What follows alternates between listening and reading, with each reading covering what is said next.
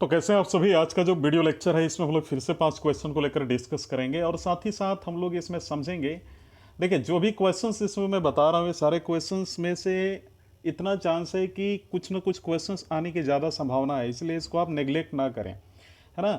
और इसमें काफ़ी ज़्यादा मेहनत भी की जा रही है, शायद ही आपको ऐसा पूरे डिटेल से किसी और प्लेटफॉर्म पर मिले। इस डिटेल से हर एक पॉइंट को समझाया जा रहा है। तो चलिए आगे बढ़ते हैं। तो आप यहाँ पे देख सकते हैं, जो भी बच्चा या जो भी अभ्यर्थी शुरू से जो है पीसीएस की तैयारी शुरू करना चाहता हूँ, 9 मंथ का ऑनलाइन कोर्स ज्वाइन कर सकता है, जिसमें एनसीईआरटी करंट अफेयर मिलेगा। एडवांस कोर्स शुरू हुआ है किस प्रोग्राम के लिए, जिसमें आप फी देख सकते हो, जिसमें वीडियो पीडीएफ टेस्ट है, वीडियो कॉन्फ्रेंसिंग टेस्ट मिलेगा। ज़्यादा जानकारी के लिए इस नंबर पर कॉल कर सकते हैं। हमारा क्वेश्चन क्या है? हमारा क्वेश्चन है conference on interaction and confidence building measures in Asia sometime in news it is A and the, है ना।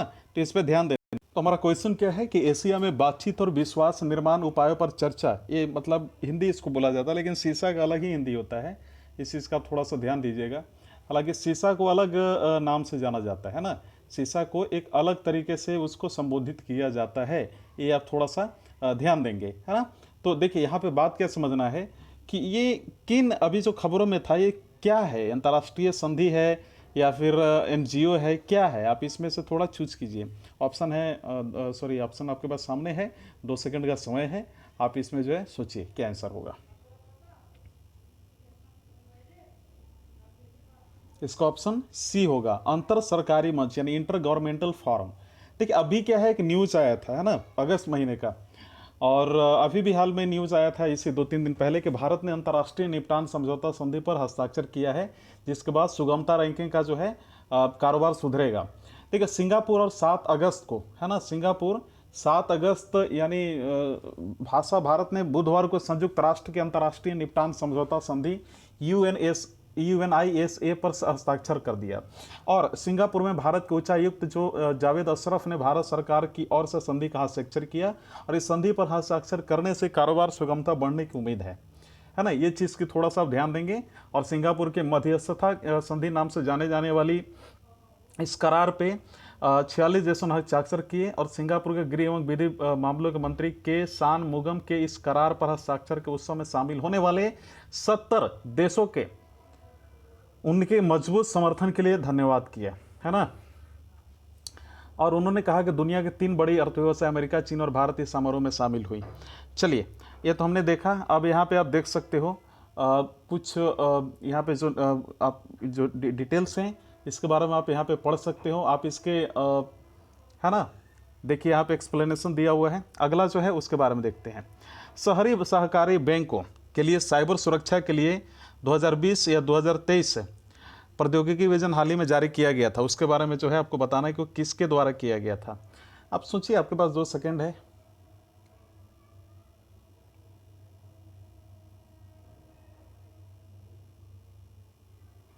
ऑप्शन सी होगा भारतीय रिजर्व बैंक। मैंने भारतीय रिजर्व बैंक के बारे में पहले भी पिछले वीडियो में डिटेल से बता दिया है, लेकिन अभी क्या न्यूज़ है मैं बताता हूँ। देखिए, भारतीय रिजर्व बैंक ने शहरी सहकारी बैंकों के लिए पर्यवेक्षी ढांचे में परिवर्तन करने का निर्णय लिया है ना। और एक चीज़ और आपको ध्यान देना है कि इसमें यूसीबी बैंकों में वांछित सुधार लाने तथा वित्तीय तनाव का अनुभव कर रहे बैंकों के जल्द समाधान करना है। तो यूसीबी पर निम्नलिखित परिस्थितियों में पर्यवेक्षी कार्रवाई की जा सकती है: जब इसका अनर्जन अस्थि इसकी सुधि अग्रिमों का 6% से अधिक हो।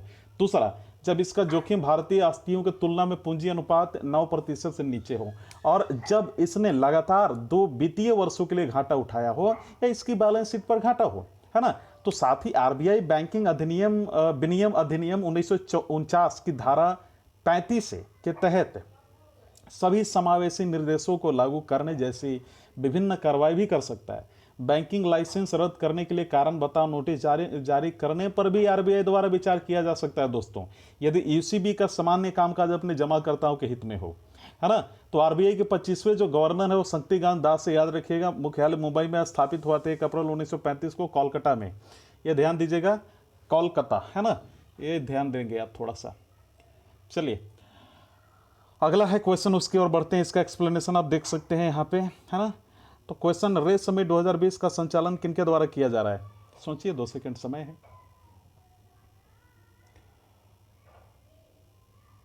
चलिए इसका आंसर मैं बताता हूं आपको। इसका आंसर क्या होगा, है ना। इसका आंसर होगा डी, यानी दोनों के द्वारा, यानी ए और बी दोनों के द्वारा, मैती के द्वारा और नीति आयोग के द्वारा, दोनों के द्वारा।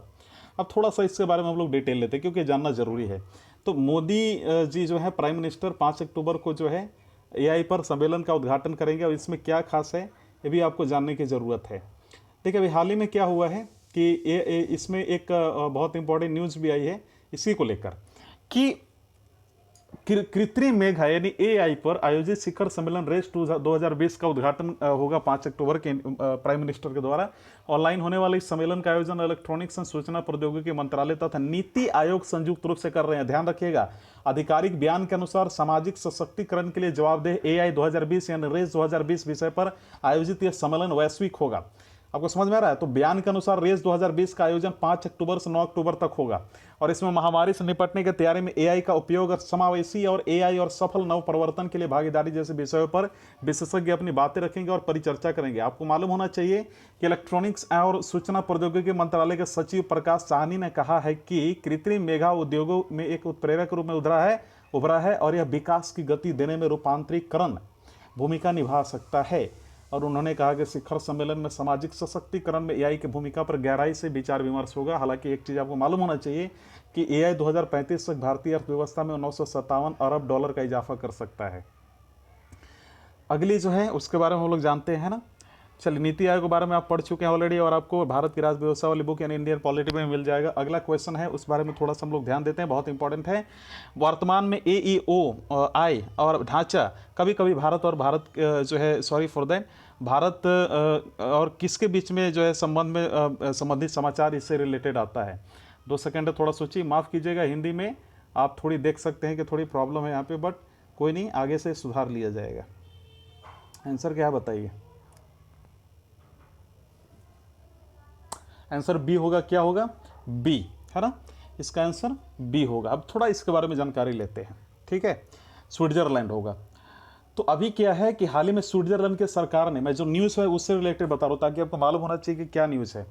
तो स्विट्जरलैंड की सरकार ने स्विस बैंकों में भारतीयों के लिए वित्तीय खातों के विवरण की पहली सूची भारत को सौंप दी है ना। तो स्विट्जरलैंड के संघीय कर प्रशासन यानी फेडरल टैक्स एडमिनिस्ट्रेशन ने भारत के साथ ही 75 अन्य देशों को भी सूचनाओं के स्वचालित विनियम और विनिमय जिसको बोल सकते हैं कार्यक्रम के वैश्विक मानदंडों के अंतर्गत इन वित्तीय खातों की जानकारी प्रदान की है ना।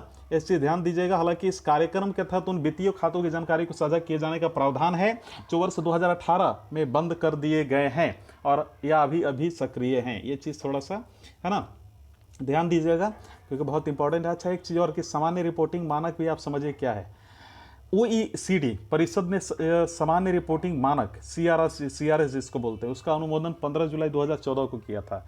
और CRS वित्तीय संस्थानों से खातों से संबंधित जानकारी प्राप्त करने के लिए अपने अधिकार क्षेत्र का प्रयोग करता है और वार्षिक आधार पर अन्य देशों के आधिकारिक निकायों के साथ स्वचालित रूप से उस सूचना का आदान प्रदान करता है।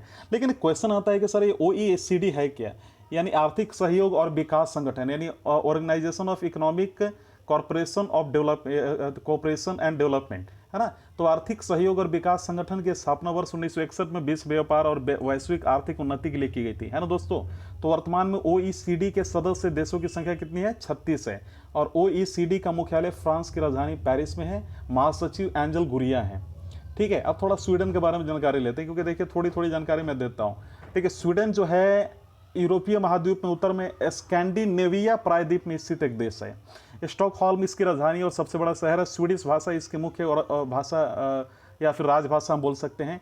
यहाँ एक संवैधानिक लोकतांत्रिक राजतंत्र है। स्वीडन के पश्चिम एवं उत्तर में नॉर्वे, पूर्व में फिनलैंड और दक्षिण में डेनमार्क स्थित है। राजधानी स्टॉकहोल्म मैंने बता दिया। जनसंख्या 10.23 मिलियन है और मुद्रा जो है स्वीडिश क्रोना है, क्रोना। अगला जो है स्विट्जरलैंड, जिसको मध्य यूरोप का एक देश है। इसकी 60% सरजमीन एल्प्स पहाड़ों से ढकी हुई है। सो इस देश में बहुत ही खूबसूरत पर्वत, गांव, सरोवर, चारागाह हैं और स्विस लोगों का जीवन स्तर दुनिया में सबसे उच्च जीवन स्तरों में से एक है। स्विस घड़ियाँ, चीज़, चॉकलेट बहुत मशहूर है। मुद्रा स्विस फ्रैंक है वहाँ का। अगला स्वाजीलैंड, आधिकारिक नाम किंगडम ऑफ स्वाजीलैंड, दक्षिण अफ्रीका में स्थित एक संप्रभु देश है भारत के जैसा। और पूर्व की ओर मोजाम्बिक, वह उत्तर और पश्चिम व दक्षिण की और दक्षिण अफ्रीका इस स्थल रूढ़ देश के पड़ोसी है। स्वाजीलैंड अफ्रीका के सबसे छोटे देशों में से एक है। इसकी अधिकतम लंबाई खाली 200 किलोमीटर है, अधिकतम चौड़ाई खाली 130 किलोमीटर है ना सोचने वाली बात। अच्छा, यहाँ का मुद्रा स्वाजी लीलान जेनी है ना। राजधानी मम्बाबने है जो कि लोम्बाम्बा में है। राजा मस्वाती तृतीय हैं, ये ध्यान दीजिएगा, है ना। अगला जो है बृहस्पति के बारे में जानिए। बृहस्पति सूर्य से 5वें और हमारे सौरमंडल का सबसे बड़ा ग्रह है, उसके बारे में भी हम लोग जानकारी लेंगे। चूंकि मैंने बृहस्पति के बारे में आगे इसलिए बता दिया कि हमारा जो क्वेश्चन है अगला इसी से संबंधित है। तो क्वेश्चन अब यहाँ पे देखिए, निम्नलिखित में से किस ग्रह में चंद्रमाओं की संख्या सबसे अधिक है। हालांकि मैंने हिंट दे दिया है, लेकिन अब देखिए आप क्या आंसर देते हैं। हाँ, बी आंसर होगा। क्या होगा, सॉरी ए होगा, जुपिटर, है ना। क्या आंसर होगा, जुपिटर। ये थोड़ा सा आप ध्यान देंगे। अच्छा, एक चीज़ और है, यहाँ पे मैंने अभी बृहस्पति के बारे में बताया था। देखिए, यह एक गैस समूह है जिसका द्रव्यमान सूर्य के 1000वें भाग के बराबर तथा सौरमंडल में मौजूद अन्य 7 ग्रहों के कुल द्रव्यमान का 2.5 गुना है। हालांकि बृहस्पति को शनि और अरुण और वरुण के साथ एक गैसीय ग्रह के रूप में वर्गीकृत किया गया है। यहाँ पे जो चंद्रमा है उसका नाम है यूरोपा, गैनीमीड, आयो, कलिस्टो, एमल्थिया और भी है, लेकिन इसका नाम उतना याद रखने की जरूरत नहीं। अच्छा, एक चीज़ और, सूर्य से इसको दूरी है लगभग जिसको हम बोल सकते हैं 7 करोड़ 78, सॉरी फॉर दैट, एक चीज़ मैं इसको कैसे 77 करोड़ 85 लाख किलोमीटर इसकी सूर्य से दूरी है। अच्छा, सतह का क्षेत्रफल कितना है ये ध्यान दीजिए, 6.142 E10 किलोमीटर स्क्वायर है। द्रव्यमान कितनी है 1.898 E27 kg है। त्रिज्या इसकी कितनी है 69,911 किलोमीटर। परिक्रमण काल कितना है 12 वर्ष। बहुत इंपॉर्टेंट पॉइंट। अगली जो हमें समझनी इस बारे में शनि ग्रह के बारे में, है ना। शनि ग्रह को लेकर काफ़ी चीज़ें बनी हुई हैं और शनि ग्रह के बारे में हमें जानकारी लेनी भी चाहिए, है ना। तो देखिए, ये सूर्य से छठा ग्रह है और शनि की मैं बात कर रहा हूँ। अब बृहस्पति के बाद का सौरमंडल का सबसे बड़ा ग्रह है। औसत व्यास में पृथ्वी से 9 गुना बड़ा शनि एक गैस दानव है, ये ध्यान दीजिएगा। जबकि इसका औसत घनत्व पृथ्वी का 1/8 है और अपने बड़े आयतन के साथ पृथ्वी से 95 गुना से भी ज़्यादा बड़ा है। हालांकि इसका खगोलीय चिन्ह H है ना। सूर्य से दूरी इसकी कितनी है 1.434 E9 किलोमीटर है। चंद्रमा यहाँ पे टाइटन है, एंड सल एड्स है, टेथिस है, माइमस है, डायोनी है, बहुत और भी नाम है, लेकिन उनके बारे में हमें नाम नहीं बहुत ज़्यादा हो जाएगा नाम। हालांकि आयु इसकी 4.503 E9 वर्ष है ना।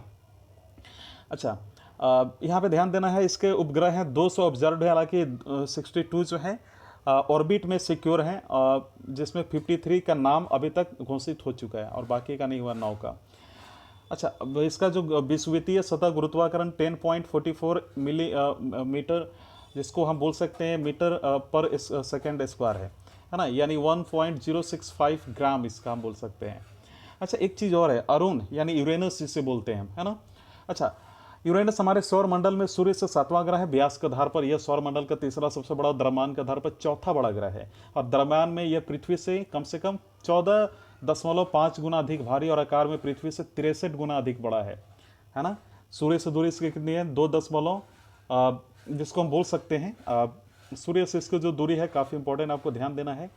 तो इसकी सूर्य से दूरी है 2.871 E9 किलोमीटर। उपग्रह 27 है। खोज की तिथि मार्च 13 1781 को खोजा गया था। खोजकर्ता कौन थे, विलियम हर्शचेल थे, है ना। चंद्रमा यहाँ पे अम्ब्रियल है, ओबरान है, ये चीज़ थोड़ा सा ध्यान देंगे। और साथ ही साथ टाइटेनिया है, मिरिंडा है ना, ये चीज़ थोड़ा सा ध्यान देंगे आप। चलिए अगला हम लोग बढ़ते हैं नेपच्यून की ओर। तो इसको वरुण नाम से भी जाना जाता है, बहुत इंटरेस्टिंग है। वरुण, नेपच्यून और नेपच्यून हमारे सौरमंडल में सूर्य 60वां ग्रह है। व्यास के आधार पर यह सौरमंडल का चौथा बड़ा और द्रव्यमान के आधार पर तीसरा बड़ा ग्रह है। वरुण का द्रव्यमान पृथ्वी से 17 गुना अधिक है और अपने पड़ोसी ग्रह अरुण से थोड़ा अधिक है। सूर्य से दूरी इसके 4.495 E9 किलोमीटर है। परिक्रमण काल 165 वर्ष से। उपग्रह 13 है। खोज करता है उर्बेन ली वेरेर और जॉन काउच एडम्स और जॉनन गैली है। चंद्रमा यहाँ पे ट्राइटन है, थलेसा है, नेअड है, नियरीड है, प्रोटियस है ना। खोज करता है इसके कौन थे, मैंने बता दिया आपको, उर्बेन ली वेरियर, है ना, जॉन गॉटफ्रेड गैली, जॉन काउच एडम्स, है ना, ये ध्यान दीजिएगा। अच्छा, अगली क्वेश्चन की ओर बढ़ते हैं। अगला हमारा जो क्वेश्चन है, ये ध्यान से देखिएगा। यह भारत का एक सबसे बड़ा बौद्ध स्थल है जिसकी खुदाई ASI यानी आर्कियोलॉजिकल सर्वे ऑफ इंडिया द्वारा की गई थी, जो भीमा नदी के तट पर स्थित है। सम्राट अशोक की मेजबानी करता है। मौर्य सम्राट का एकमात्र उपलब्ध चित्र और उसके रस्सी पर बैठा था ऐसा उसमें दिखाया गया है। कुछ उस मार्ग का वर्णन है पिक्चर के रूप में। हालांकि निम्नलिखित में से कौन सा बौद्ध स्थल है ये, थोड़ा सा सोचिए, 2 सेकंड है आपके पास।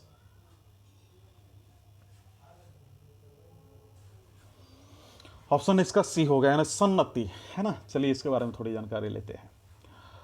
पहले समझते हैं शिवागिरी मठ, बहुत इंपॉर्टेंट।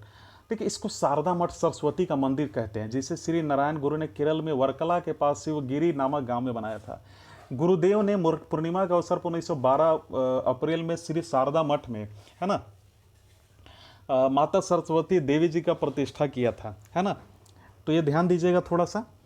और साथ ही साथ शारदा अभिषेक समिति यहाँ पे जो है के अध्यक्ष रूप में डॉक्टर पालपू अपना कर्तव्य यहाँ पे निभाते हैं हमेशा, वो अब सारा देखभाल करते हैं वही। अच्छा, इसको बनाया था नारायण गुरु ने, ये थोड़ा सा ध्यान दीजिएगा। अगला है करु, जिसको बोल सकते हैं करु मादी कुट्टन, है ना। करु मादी कुट्टन के बारे में मैं यहाँ पे नामदार मठ की बात कर रहा था, सन्नति की अभी मैंने चर्चा नहीं की है। देखिए, ये मलयालम का एक उपनाम है। बुद्ध प्रतिमा में जो है पाया करुमाड़ी पास अल्लाह पूछा केरला भारत नामक शाब्दिक अर्थ है, जिसका करुमाड़ी का लड़का बोला जाता है। हालांकि ये 3 फीट लंबी काले ग्रेनाइट की मूर्ति है और उसको 9वीं से 14वीं शताब्दी के बीच पुराना माना जाता था। इसे करुमाड़ी थोडू नामक एक, जिसे हम बोल सकते हैं, पास की धारा में सदियों के लिए छोड़ दिया गया था। बाद में 1930 के दशक में सर रॉबर्ट ब्रिस्टो, एक औपनिवेशिक ब्रिटिश इंजीनियर, ने प्रतिमा को पाया और इसकी रक्षा के लिए उचित कार्रवाई की। वर्तमान में प्रतिमा केरल के संरक्षण में है राज्य सरकार और मूर्ति के बाईं ओर गायब है। हालांकि प्रतिमा ऐतिहासिक बहस का विषय है, क्योंकि इसके आंशिक विनाश का कारण अभी भी मायावी है। तो दलाई लामा ने 1965 में करुमाड़ी का दौरा किया था। त्रावणकोर राज्य नियमावली के अनुसार करुमादिकुट्टुन की मूर्ति जैन तीर्थंकर की है। मूर्ति की शैली जैन मूर्ति शैली की है, ये ध्यान देंगे आप। सन्नति के बारे में जानते हैं। सन्नति दक्षिण भारत के राज्य कर्नाटक के उत्तरी भारत में गुलबर्ग जिला में स्थित चित्तापुर तालुक का एक ग्राम है दोस्तों, जो भीमा नदी के तट पर स्थित है। ये चंद्र परमेश्वरी मंदिर के लिए प्रसिद्ध है। हाल ही में यहाँ पे भारतीय पुरातत्विक सर्वेक्षण विभाग द्वारा खुदाई में एक प्राचीन बौद्ध केंद्र के अवशेष भी मिले हैं और इसलिए ये क्वेश्चन बना और मैं आपको इसका सुना रहा हूँ, है ना। चितापुर यहाँ से, हालांकि क्षेत्रफल इसका 1.5 किलोमीटर स्क्वायर यानी 1 वर्ग किलोमीटर। अगला है अमरावती। अमरावती भारत के महाराष्ट्र राज्य के अमरावती जिले में स्थित एक नगर है। यह जिले का मुख्यालय भी है। ऊंचाई 343 मीटर है, क्षेत्रफल 183 किलोमीटर स्क्वायर है। और यहाँ पे जो महापौर है चेतन गवांडे हैं, यह ध्यान देंगे आप। मौसम 31 डिग्री सेल्सियस है। नमी यहाँ पे 60% है। तो इसी के साथ हमारा वीडियो लेक्चर कंप्लीट होता है। वीडियो देखने के लिए धन्यवाद।